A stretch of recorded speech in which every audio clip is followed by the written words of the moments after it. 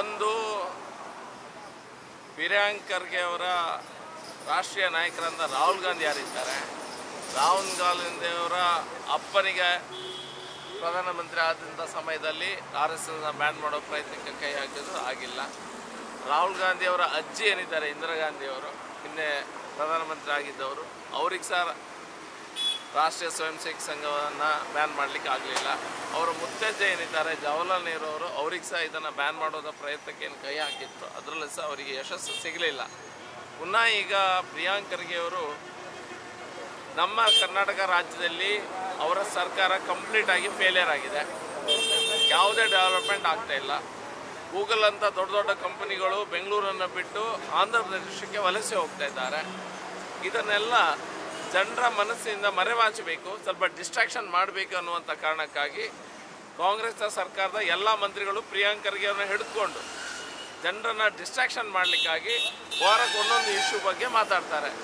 ಈಗ RSS ಬಗ್ಗೆ ಮಾತಾಡಿದರು, ಮತ್ತೊಮ್ಮೆ ಗ್ರೇಟರ್ ಬೆಂಗಳೂರು ಅಂತ ಮಾತಾಡ್ತಾರೆ, ನಂತರ ಮುಖ್ಯಮಂತ್ರಿ ಬದಲಾವಣೆ ಅನ್ನುವಂಥ ಮಾತನಾಡ್ತಾರೆ. ಈ ಮಾತುಗಳನ್ನು ಮಾತ್ರ ಆಡ್ತಾರೆ ವಿನ ಕರ್ನಾಟಕ ರಾಜ್ಯದ ಸರ್ವಾಂಗೀಣ ಅಭಿವೃದ್ಧಿಗೆ ನೀವೇನು ಮಾಡಿದ್ರಿ ಅಂತ ಕೇಳಿದರೆ ಝೀರೋ ಉತ್ತರ ಇದೆ ಇವ್ರ ಹತ್ರ. ದೊಡ್ಡ ದೊಡ್ಡ ಕಂಪನಿಗಳು ಲಕ್ಷಗಟ್ಟಲೆ ಹಣವನ್ನು ಇಲ್ಲಿ ಹೂಡಲಿಕ್ಕೆ ಬಂದಂಥ ಕಂಪನಿಗಳು ನಮ್ಮನ್ನು ಬಿಟ್ಟು ದೂರ ಹೋಗ್ತಾ ಇದ್ದಾರೆ. ಕಿರಣ್ ಮಜುಮ್ದಾರ್, ಮೋಹನ್ ದಾಸ್ ಪೈ ಅಂತ ದೊಡ್ಡ ದೊಡ್ಡ ವ್ಯಕ್ತಿಗಳು ಬೆಂಗಳೂರಿನ ರಸ್ತೆದ ಬಗ್ಗೆ ಟ್ವೀಟ್ ಮಾಡ್ತಾ ಇದ್ದಾರೆ.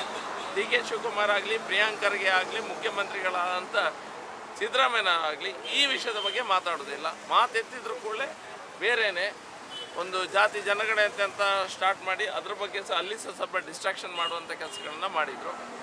ಜ್ವಲಂತ ಸಮಸ್ಯೆಗಳು ಏನಿದೆ ಕರ್ನಾಟಕ ರಾಜ್ಯದಲ್ಲಿ, ಫಿಸಿಕಲ್ ಡಿಸಿಪ್ಲಿನ್ ಇಲ್ಲ, ಫೈನಾನ್ಷಿಯಲ್ ಫೇಲಿಯರ್ ಆಗಿದೆ, ಡೆವಲಪ್ಮೆಂಟ್ ಝೀರೋ ಆಗಿದೆ. ಈ ವಿಷಯದ ಬಗ್ಗೆ ಮಾತಾಡ್ತಾ ಇಲ್ಲ. ಅಲ್ಲಿ ಗ್ಯಾರಂಟಿ ಅಂತ ಅನ್ನುವಂಥ ಮಾತನ್ನು ಹೇಳ್ತಾರೆ, ಆದರೂ ಸಹ ಗ್ಯಾರಂಟಿ ಸ್ಕೀಮನ್ನು ಸಹ ಇವರು ಕಂಪ್ಲೀಟಾಗಿ ಫೇಲಿಯರ್ ಮಾಡಿಸಿದ್ದಾರೆ.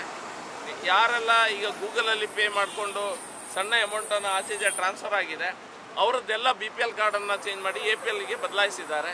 1.5 ಲಕ್ಷ ಜನರ BPL ಕಾರ್ಡನ್ನು ಈ ಸರ್ಕಾರ ಕ್ಯಾನ್ಸಲ್ ಮಾಡ್ತಾ ಇದೆ. ಯಾಕಂದರೆ ಅವರಿಗೆ ಗ್ಯಾರಂಟಿ ಸ್ಕೀಮಿನ ದುಡ್ಡನ್ನು ಅವರಿಗೆ ಕೊಡಬಾರ್ದು ಅನ್ನುವಂಥ ಕಾರಣಕ್ಕಾಗಿ ಟೋಟಲ್ ಆಗಿ ಕರ್ನಾಟಕ ರಾಜ್ಯವನ್ನು ಈ ದುಸ್ಥಿತಿಗೆ ತಂದಂಥ ಸರ್ಕಾರದ ಮಂತ್ರಿಗಳು ವಾರಕ್ಕೆ ಒಂದೊಂದು ಇಶ್ಯೂವನ್ನು ಹಿಡಿದುಕೊಂಡು ಜನರ ಮನಸ್ಸನ್ನು ಬೇರೆ ಕಡೆ ಡಿಸ್ಟ್ರಾಕ್ಟ್ ಮಾಡುವಂಥ ಪ್ರಯತ್ನವನ್ನು ಇವರು ಮಾಡ್ತಾ ಇದ್ದಾರೆ ವಿನ ಇವರ ಮಾತಿಗೆ ಯಾವುದೇ ಸಾರ್ವಜನಿಕರಾಗಲಿ ಇಡೀ ದೇಶ ಆಗಲಿ ನಾವು ಗೊತ್ತಿದೆ ಇವರು ಕಳ್ಳರು ಎಲ್ಲರೂ ಅಂತ. ಕಳ್ಳತನ ಮಾಡಿಗೆ ಸಿಕ್ಕಿಬಿದ್ದಿದ್ದಾರೆ, ತಪ್ಪಿಸ್ಕೊಳ್ಳಿಕ್ಕೆ ಬೇರೆ ಬೇರೆ ವಿಷಯಗಳನ್ನು ಇವರು ಮಾತಾಡ್ತಾ ಇರ್ತಾರೆ. ವಾರಕ್ಕೊಂದು ಇಶ್ಯೂ ಬಗ್ಗೆ ಮಾತಾಡ್ತಾರೆ.